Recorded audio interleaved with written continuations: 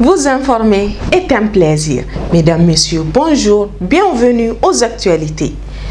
Aujourd'hui, mercredi 29 janvier 2025, la Confédération des États du Sahel, composée du Burkina Faso, du Mali et du Niger, se sépare définitivement de la Communauté économique des États de l'Afrique de l'Est, CEDEAO.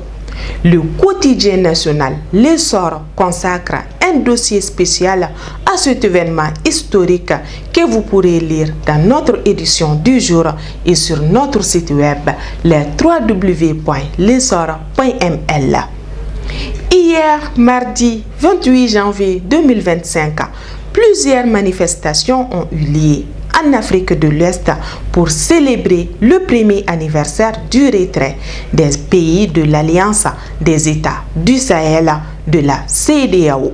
Kangaba, au Mali, sur le site historique de Kouroukanfouga, des organisations de la société civile se sont mobilisées. À Ouagadougou, au Burkina Faso, la population s'est rassemblée à la place de la Révolution. Au Niger, un meeting populaire a eu lieu à Niamey. Le même jour, la Commission nationale de rédaction de la Charte nationale pour la paix et la réconciliation nationale a commencé ses travaux au Centre international de conférence de Bamako, CICB. Cette initiative vise à créer un document national de référence pour promouvoir la paix, la réconciliation nationale et la cohésion sociale.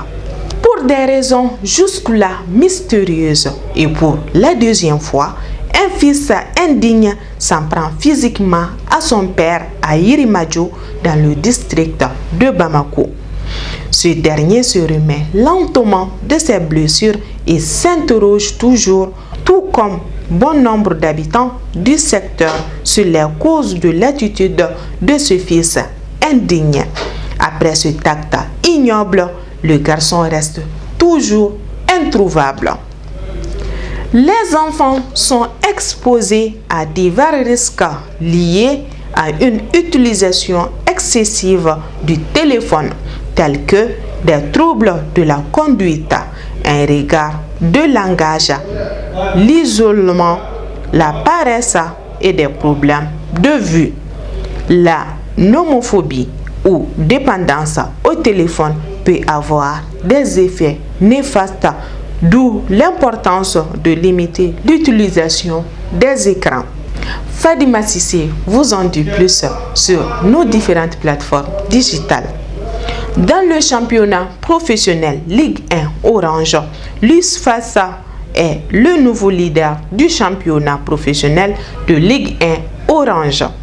Grâce à leur victoire lors de la 10e journée contre l'AS Bakaridjan, les militaires occupent désormais la tête du classement. Une belle performance qui promet une saison passionnante. Continuez encore et toujours à vous informer sur notre site web les www.lessor.ml ainsi que sur toutes nos différentes plateformes digitales. Bye!